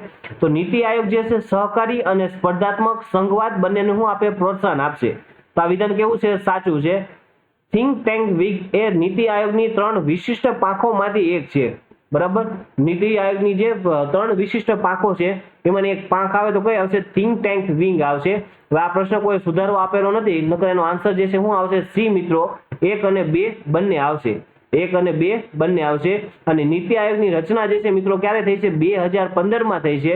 2015માં. અને આ કેવી બોડી છે? તો આવશે એક્ઝિક્યુટિવ બોડી છે. આ કેવી બોડી છે? એક્ઝિક્યુટિવ બોડી છે. સંસદના કાયદા દ્વારા બનાવવામાં આવેલ નથી અને આ વૈધાનિક સંસ્થા પણ નથી. બરાબર, આ કાયદા દ્વારા બનાવવામાં આવેલ નથી, જેથી આપણે એને વૈધાનિક સંસ્થા પણ કહેવાશે નહીં. નીતિ આયોગનું શું કામ છે ભાઈ? તો એનું કામ છે શું છે? સંશોધન કરવાનું. નીતિ આયોગનું કામ શું? સંશોધન કરવાનું. સરકારને શું આપવાની? સલાહ આપવાની છે. બરાબર, નીતિ આયોગ શું કરશે? તો સંશોધન કરશે. સરકારને શું આપશે? તો સલાહ આપશે. સરકારને શું આપશે? સલાહ આપશે. અને લાંબા ગાળાની વિકાસ યોજના જે છે શું કરશે? તૈયાર કરશે. અને નવી નીતિઓ માટે શું આપશે? તો વિચારો આપશે. લાંબા ગાળાની વિકાસ યોજના તૈયાર કરશે અને નવી નીતિઓ માટે શું કરશે? વિચાર કરશે. તો નીચેના વિધાન ધ્યાને લો. તો આ વિધાન જે છે આ નીતિ આયોગ જે છે સહકારી અને સ્પર્ધાત્મક સંઘવાદ બંનેને શું આપે છે? પ્રોત્સાહન આપશે. અને થિંક ટેન્ક વિંગ એ નીતિ આયોગની 3 વિશિષ્ટ પાંખોમાંથી એક છે. પછી કીધું છે નીચેનામાંથી કયું એક પ્રધાનમંત્રી ફસલ બીમા યોજના PMFBY નું લક્ષણ નથી? બરાબર, લક્ષણ નથી એની વાત કરી છે. તો ખેડૂતો દ્વારા તમામ ખરીફ પાકો જે છે એના માટે 2%, ખરીફ પાક એટલે મિત્રો કયા? ચોમાસા વાળા. રવિ પાક એટલે શિયાળા વાળા 1.5%નું એક સમાન પ્રીમિયમ ચૂકવવામાં આવશે. બરાબર, આ જે તે વખતે નક્કી થયેલું છે એની વાત છે. અહીંયા રોકડિયા અને બાગાયતી પાકોના કિસ્સામાં ખેડૂતો દ્વારા ચૂકવવાનું પ્રીમિયમ જે છે એ કેટલા ટકા રહેશે? 5% રહેશે.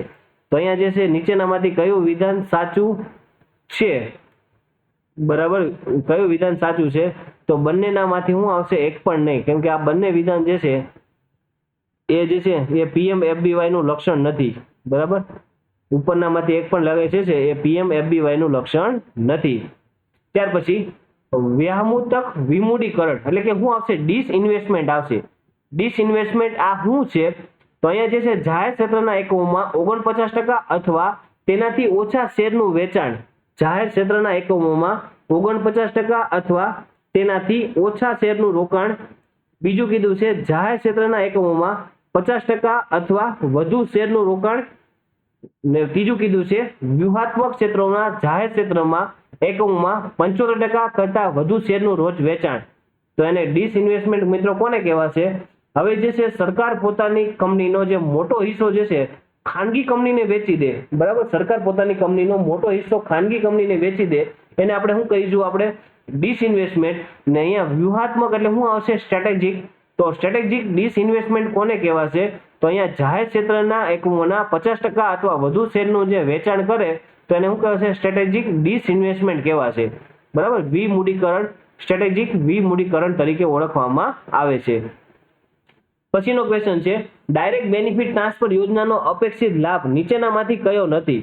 બરાબર. ડીબીટી શરૂ કરવામાં આવી છે કે વચેટિયા જે છે નીચે વચ્ચેથી એ નીકળી જાય એના માટે આ શરૂ કરવામાં આવી છે. તો અહીંયા જે વાત કરવામાં આવી છે એ પ્રમાણે નકલી લાભાર્થીના યોજનામાંથી દૂર કરી શકાય. હા, બરાબર છે. વચેટિયા જે છે એ નીકળી જશે.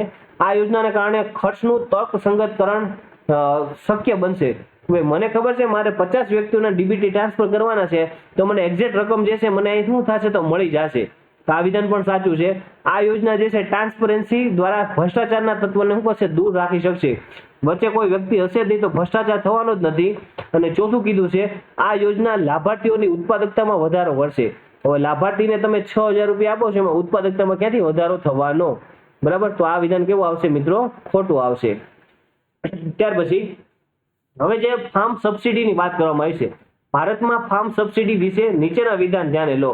હવે જે સબસિડી જે આપવામાં આવી છે, સબસિડી બે પ્રકાર આપે, પ્રત્યક્ષ આપે અને બીજું શું આપે? પરોક્ષ આપે. તો એની જે વાત કરવામાં આવી છે, ભારતમાં ઇનપુટ સબસિડી જેમ કે ખાતરો પર પરોક્ષ ફાર્મ સબસિડી હેઠળ આવે છે. હવે સરકાર તમને ડાયરેક્ટ તમને સબસિડી તમારા હાથમાં નથી આપતું, એ તો નીચેના કોઈ વ્યક્તિને આપે છે અને એ વ્યક્તિ તમને આપે છે. તો એવી રીતના તમને આપે છે. તો એ તમને ડાયરેક્ટ આપતા હોય તો એને શું કહેવાય છે? પ્રત્યક્ષ સેવા છે. ડાયરેક્ટ આપતા હોય તો શું કહેવાય છે? પ્રત્યક્ષ સેવા છે. તો અહીંયા પ્રત્યક્ષ તમને આપતા નથી. તો આ વિધાન કેવું છે મિત્રો? સાચું છે, બરાબર. પછી ખબર પડી, ફરી વાર કહું, બે પ્રકાર આવે. એક આવશે પ્રત્યક્ષ આવશે અને એક આવશે પરોક્ષ આવશે. જો આપણને ડાયરેક્ટ આપણી સેલેરીમાંથી જે ઇન્કમ ટેક્સ કપાય છે, ઇન્કમ ટેક્સ એ ડાયરેક્ટ કપાય છે, બરાબર. તો આપણે શું આવશે? તો એને આપણે શું કહેવાય છે? તો પ્રત્યક્ષ કહેવાશે. હવે આપણે કોઈ વસ્તુ ખરીદવા ગયા મોલમાં વસ્તુ ખરીદવા ગયા અને વસ્તુ તમે ખરીદો છો, એ ખરીદી ઉપર શું થાય છે? તો જીએસટી લાગે છે. જીએસટી નું ભાર તો કોને ઉપર લાગેલ છે? આપણા ઉપર લાગેલ છે. પણ જીએસટી લેશે કોણ? એ વ્યક્તિ ડીમાર્ટ વાળો વ્યક્તિ જીએસટી લેશે અને ઈ પાછી આપણા વતી પાછું શું કરે છે? જીએસટી શું કરે છે? પે કરે છે. જીએસટી શું કરે છે? પે કરે છે. તો ઈ વસ્તુ શું થઈ? પરોક્ષ થઈ. ઈ વસ્તુ શું થઈ? પરોક્ષ થઈ. ખેડૂતોને આપવામાં આવતા વીજ અને સિંચાઈ બિલમાં ઘટાડાઓ પ્રત્યક્ષ ફાર્મ સબસિડી હેઠળ આવે છે. પ્રત્યક્ષ ફાર્મ સબસિડી હેઠળ આવે છે. પછી છે WTO, વર્લ્ડ ટ્રેડ ઓર્ગેનાઇઝેશનની કૃષિ જોગવાઈઓ પ્રત્યક્ષ ફાર્મ. વર્લ્ડ ટ્રેડ ઓર્ગેનાઇઝેશન જે છે તમને પ્રત્યક્ષ સબસિડી આપે? ના આપે, બરાબર. એ તમને જે છે એ સ્ટેપ બાય સ્ટેપ અને જે આપણી હાયરાર્કી છે એ મુજબ આપણને શું આપે છે? સબસિડી આપે છે. પ્રત્યક્ષ ફાર્મ સબસિડીને મંજૂરી આપે છે પરંતુ પરોક્ષ સબસિડીને શું કરે છે? પ્રતિબંધિત કરે છે. તો આ વિધાન મિત્રો પણ શું છે? ખોટું છે. અને ભારત સરકાર દ્વારા આપવામાં આવતી તમામ સબસિડી જે છે કેવી છે? પરોક્ષ છે. તમને ડાયરેક્ટ મળતી નથી. એટલે કેમાં આવશે? પરોક્ષમાં આવશે. પરોક્ષ શ્રેણી હેઠળ આવે છે. અને નીચે આપેલા પૈકી કયો વિકલ્પ સાચો વિકલ્પ પસંદ કરો? તો જે અહીંયા તમને ખાતરમાં સબસિડી આપે છે એ પણ પરોક્ષ છે અને ભારત સરકાર દ્વારા પણ જે આપવામાં આવે છે એ પણ શું છે? પરોક્ષ છે.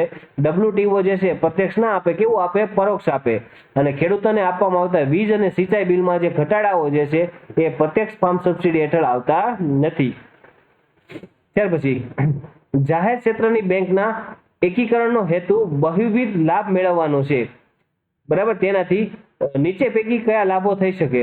હવે જે આપણી નાની મોટી બેંકો છે, બેંકોને આપણે શું કરીએ છીએ? મર્જ કરી છે. મર્જ કરવાથી અહીંયા જે એક કીધું છે કે તમે એકીકરણ કરો તો શું થાય?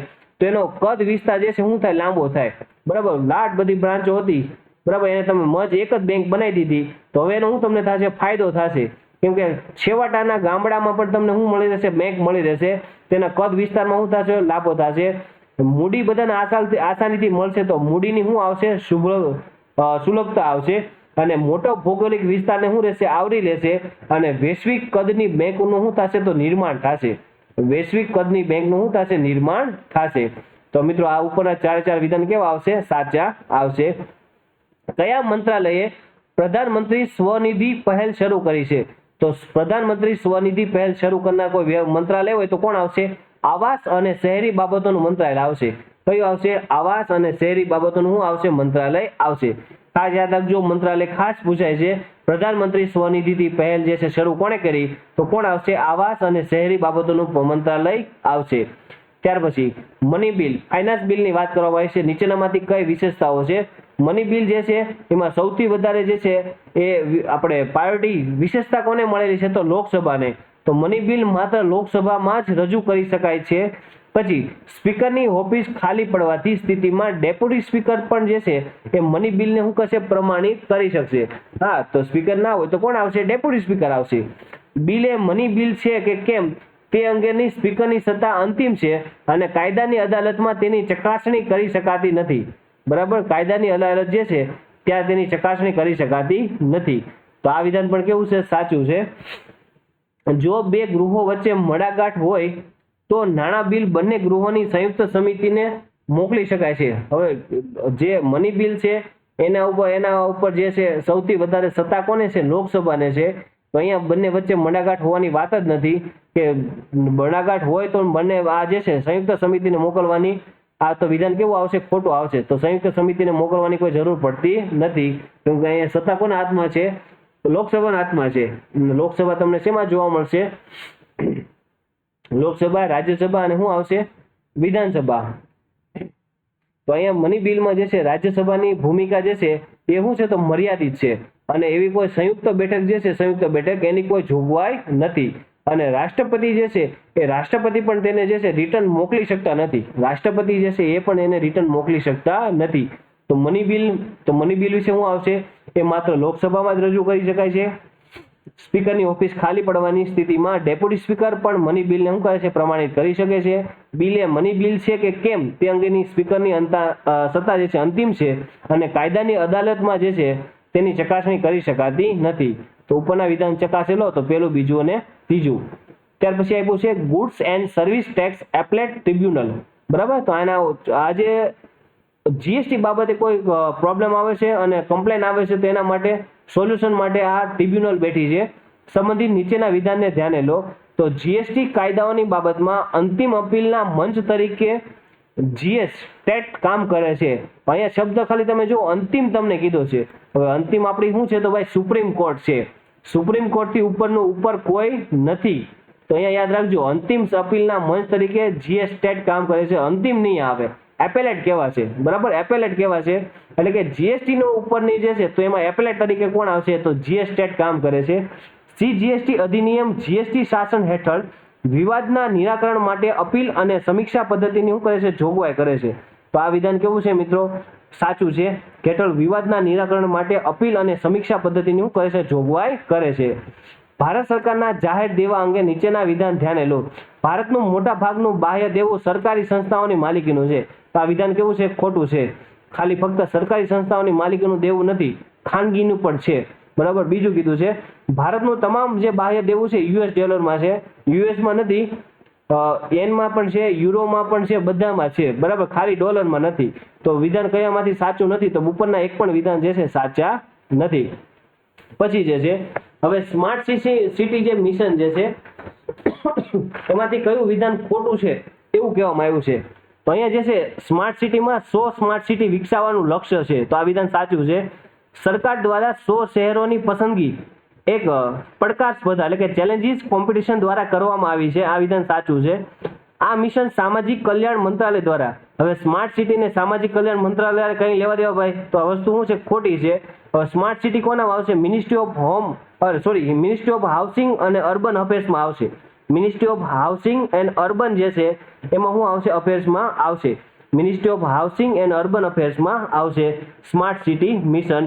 અને છેલ્લું એક કીધું છે શહેરી ઇકોસિસ્ટમના વિકાસ માટે 4 મુખ્ય ઘટકો સંસ્થાકીય, ભૌતિક, સામાજિક અને આર્થિક જે છે માળખાકીય સુવિધાઓ છે. પછી કીધું છે પ્રધાનમંત્રી કૃષિ સિંચાઈ યોજનાના સંદર્ભમાં નીચેના વિધાન ધ્યાને લો. તો પ્રધાનમંત્રી કૃષિ સિંચાઈ યોજના ઉદ્દેશ્ય શું આવશે? હર ખેત કો પાણી. બરાબર, કેવી રીતના નળ સે જલ છે તો એવી રીતના સિંચાઈ ઇરિગેશનમાં શું છે તો હર ખેત કો શું છે તો પાણી છે. આ યોજના નોડલ કોણ છે તો કૃષિ અને ખેડૂત કલ્યાણ મંત્રાલય છે. બરાબર, ખેતરની વાત કરવામાં આવી છે તો અહીંયા નોડલ મંત્રાલય કોણ આવશે? કૃષિ અને ખેડૂત કલ્યાણ શું આવશે? મંત્રાલય આવશે. કૃષિ અને ખેડૂત કલ્યાણ શું આવશે? મંત્રાલય આવશે.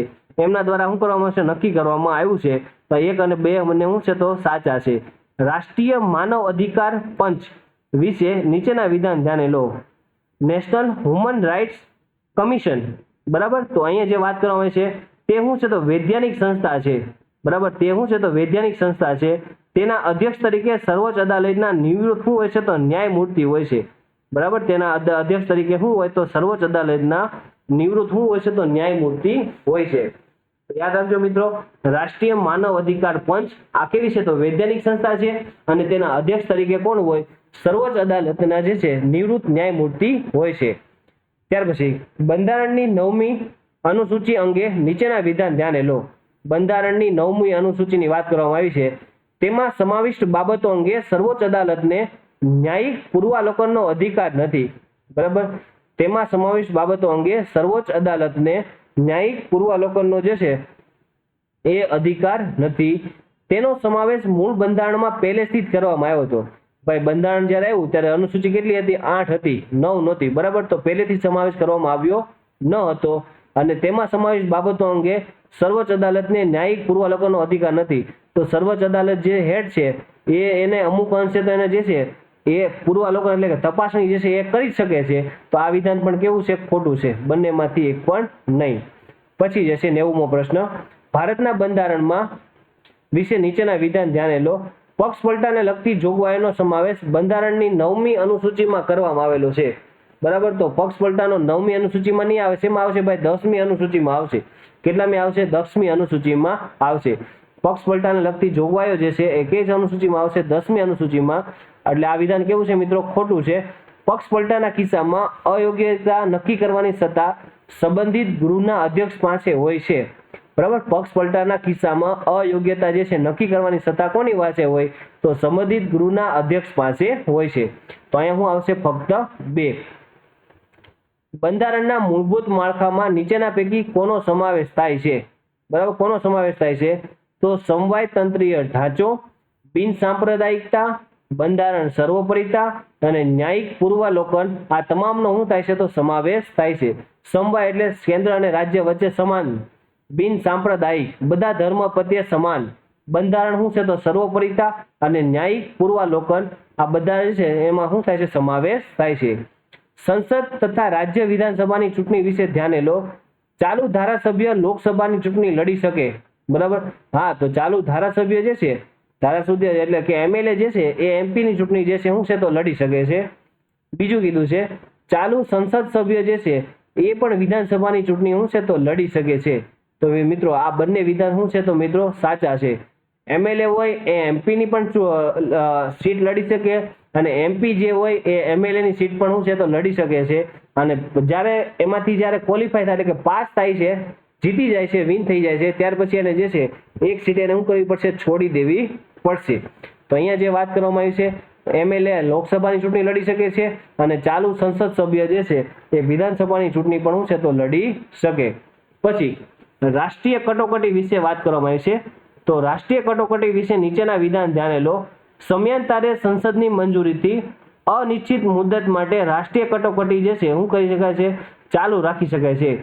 બરાબર, સંસદની મંજૂરી લઈ લો તો અનિશ્ચિત મુદ્દત માટે જે છે એ રાષ્ટ્રીય કટોકટી શું કરી શકાય છે? ચાલુ રાખી શકાય છે. તો આ વિધાન સાચું છે. સમયાંતરે સંસદની મંજૂરીથી વધુમાં વધુ 3 વર્ષ માટે રાષ્ટ્રીય કટોકટી શું કરી શકાય? ચાલુ રાખી શકાય છે. તો આ પ્રશ્નમાં થોડીક પ્રશ્નમાં ભૂલ લાગે છે, કેમ કે અહીંયા જે વાત કરવામાં છે રાષ્ટ્રીય કટોકટીની વાત કરવામાં આવી છે, અહીંયા તમે સંસદની મંજૂરી તમે લો છો તો મંજૂરી થઈને પ્રથમ વખત તમે 1 મહિના માટે જાહેર કરી શકાય, બરાબર. રાષ્ટ્રીય કટોકટી જે છે તમે સંસદની મંજૂરી લો તો 1 મહિના માટે જાહેર રાખી શકાય છે, અને ત્યારબાદ દરેક મંજૂરી તમે લો તો 6 મહિના માટે તમે વધારી શકો, બરાબર. ત્યાર પછી તમે ફરીથી મંજૂરી લો છો તો 6 મહિના માટે શું છે તો મંજૂરી માટે શું છે તેનો સમયગાળો વધારી શકાય છે, અને જે વધુમાં વધુ જે છે એ 3 વર્ષ માટે રાષ્ટ્રીય કટોકટી શું છે ચાલુ રાખી શકાય, બરાબર. કેટલામો બંધારણીય સુધારો ભાઈ? 44મો સુધારો થયો એ પછી આ માનવામાં આવે છે. તો સમયાંતરે સંસદની મંજૂરીથી અનિશ્ચિત મુદત, અનિશ્ચિત નહીં આવે, બરાબર. તો વધુમાં વધુ કેટલા વર્ષ માટે આવશે? 3 વર્ષ માટે આવશે. પ્રથમ વખત સંસદની મંજૂરી લો તો કેટલા મહિના માટે આવશે? 1 મહિના, અને ત્યારબાદ દરેક મંજૂરીથી શું આવશે? 6 મહિના માટે વધારી શકાય. પેલા 1 મહિનો, ત્યાર પછી દરેક 6 મહિના, અને કેટલા વર્ષ માટે? વધુમાં વધુ 3 વર્ષ માટે રાષ્ટ્રીય કટોકટી જે છે એ શું કરી શકાય? ચાલુ રાખી શકાય છે. અહીં આપણો આન્સર એ નહીં આવે, શું આવશે? ફક્ત 2 આવશે. ત્યાર પછી મૂળભૂત અધિકારો વિશે નીચેના વિધાન ધ્યાને લો.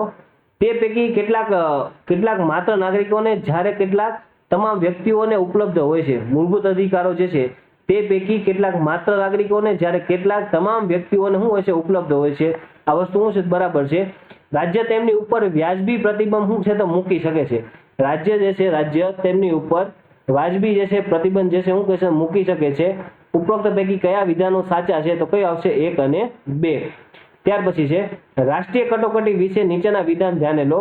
દરેક પ્રકારની રાષ્ટ્રીય કટોકટી વખતે બંધારણમાં અનુચ્છેદ 19 વાણી સ્વતંત્રતા હેઠળ ઉપલબ્ધ તમામ સ્વતંત્રતાઓ જે છે આપોઆપ શું રહેશે તો મોકૂફ રહે છે, બરાબર. રાષ્ટ્રીય કટોકટી આવે એટલે બંધારણનો અનુચ્છેદ નંબર જે છે 19 હેઠળ ઉપલબ્ધ તમામ સ્વતંત્રતાઓ એ આપોઆપ શું રહેશે? મોકૂફ રહે છે. જ્યારે રાષ્ટ્રીય કટોકટીનો અંત આવે ત્યાં અનુચ્છેદ 19 હેઠળ મળતી તમામ સ્વતંત્રતાઓનો અધિકાર આપોઆપ શું હશે? અમલમાં આવે છે. તો આ વિધાન કેવા છે? બંને સાચા છે. ત્યાર પછી ભારતીય સંસદની કાર્યપદ્ધતિ વિશે નીચેના વિધાન ધ્યાને લો. ભારતીય સંસદ જે છે એની કાર્યપદ્ધતિ પ્રશ્નકાળનો સમાવેશ કાર્યપદ્ધતિના નિયમોમાં છે, બરાબર. તો પ્રશ્નકાળનો સમાવેશ જે છે એ કાર્યપદ્ધતિના નિયમોમાં છે. આ વસ્તુ શું છે તો બરાબર છે.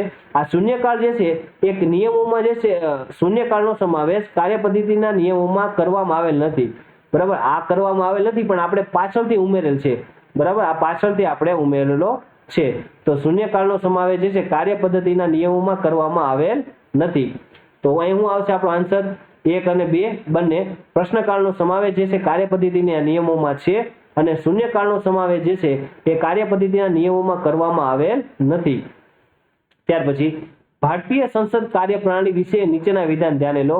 સરકાર વિરુદ્ધ અવિશ્વાસનો પ્રસ્તાવ પસાર થતા સરકારનું શું થશે? પતન થાય છે, બરાબર છે ભાઈ. સરકાર દ્વારા લાવવામાં આવેલા વિશ્વાસ પ્રસ્તાવ પસાર ન થતા સરકાર દ્વારા લાવવામાં આવેલ વિશ્વાસ પ્રસ્તાવ પસાર ન થતા સરકારનું શું થાય છે? પતન થાય છે, બરાબર. અહીંયા 2 પ્રકારના તમને સેન્ટેન્સ આપ્યા છે. સરકાર વિરુદ્ધ તમે અવિશ્વાસનો પ્રસ્તાવ લાવો, બરાબર. એ અવિશ્વાસનો પ્રસ્તાવ જે છે મંજૂર થાય તો સરકારનું શું થશે? પતન થાય છે. અને સરકાર દ્વારા લાવવામાં આવેલો વિશ્વાસ પ્રસ્તાવ જે છે એ વિશ્વાસ પ્રસ્તાવ જો પસાર ન થાય તો પણ સરકારનું શું થાય? પતન થાય. તો યાદ રાખજો, અવિશ્વાસ પ્રસ્તાવ જે છે પસાર ન થાય, એનો પસાર થઈ જાય તો સરકારનું પતન થાય, અને વિશ્વાસનો જે પ્રસ્તાવ લાવે એ પસાર ન થાય પણ તો પણ સરકારનું શું થશે? પતન થશે. ત્યાર પછી બંધારણના સુધારા વિશે નીચેના વિધાન ધ્યાને લો. બંધારણીય સુધારાનો ખરડો માત્ર લોકસભામાં દાખલ થઈ શકે છે. તો આ વસ્તુ કેવી છે મિત્રો? ખોટી છે. માત્ર લોકસભામાં દાખલ થઈ શકે છે એવું નહીં આવે. આવો ખરડો કેન્દ્રના મંત્રી દ્વારા અથવા તો ખાનગી સંસદ સભ્ય દ્વારા દાખલ કરી શકાય છે. આ વસ્તુ બરાબર છે. કેન્દ્રીય મંત્રી પણ કરી શકે છે, અને ખાનગી જે કોઈ સંસદ સભ્ય જે છે એ પણ શું કરી શકે? દાખલ કરી શકે છે. તો ઉપરનું વિધાન કયું સાચું છે? તો ફક્ત શું આવશે મિત્રો? 2 આવશે. ત્યાર પછી રાષ્ટ્રપતિની માફી આપવાની સત્તા વિશે નીચેના વિધાન ધ્યાને લો. તેઓની આ સત્તા ન્યાયિક સત્તા છે, બરાબર છે. તેઓની આ સત્તા કેવી છે? ન્યાયિક સત્તા છે. તેઓ મૃત્યુદંડની સજાના કિસ્સામાં પણ આ સત્તાનો ઉપયોગ કરી શકે છે. તો રાષ્ટ્રપતિ જે છે મૃત્યુદંડની સજા શું કરી શકે છે? માફ કરી શકે છે. તો ઉપરોક્ત બંને વિધાનો કેવા છે? સાચા છે. ત્યાર પછી રાષ્ટ્રપતિની સત્તા વિશે નીચેના વિધાન ધ્યાને લો. તો તેઓ પ્રધાનમંડળ દ્વારા આપવામાં આવેલા સલાહ મુજબ કામ કરવા માટે શું છે તો બંધાયેલા છે. તો આ વિધાન મિત્રો કેવું છે? સાચું છે. તેઓ પ્રધાનમંડળ દ્વારા કેબિનેટ દ્વારા જે સલાહ સૂચન આપવામાં આવશે તે મુજબ કામ કરવા માટે સલાહ મુજબ કરવા શું છે તો બંધાયેલા છે. વડાપ્રધાનની મૌખિક ભલામણને આધારે રાષ્ટ્રપતિ રાષ્ટ્રીય કટોકટી જે છે લાદી શકે છે. તો એવી મૌખિક ભલામણ કઈ હાલશે નહીં. જે પણ હોય એ બધું શું જોવે છે આપણે લેખિત જોવે. તો આમાં શું છે સાચું છે તો ફક્ત એક વિધાન શું આવશે સાચું આવશે. તો અહીંયા જે છે મિત્રો આપણું જે પેપર લેવાનું આવ્યું હતું જીપીએસસી દ્વારા જે 100 માર્ક્સનું એ આપણે 2 વિડીયોની અંદર આખું પેપર જે છે 100 પ્રશ્નો આપણે શું કર્યા છે કવર કરી લીધા છે. આવા નવા વિડીયો મારા યુટ્યુબના પ્લેલિસ્ટમાં છે, એ તમારે જોવા હોય તો તે તમે જોઈ શકો છો. અને ચેનલને લાઈક સબસ્ક્રાઇબ અને એના પર જરૂરી જો કંઈ સૂચન લાગે તો કોમેન્ટ અવશ્ય કરજો. Thank you so much. જય માતાજી.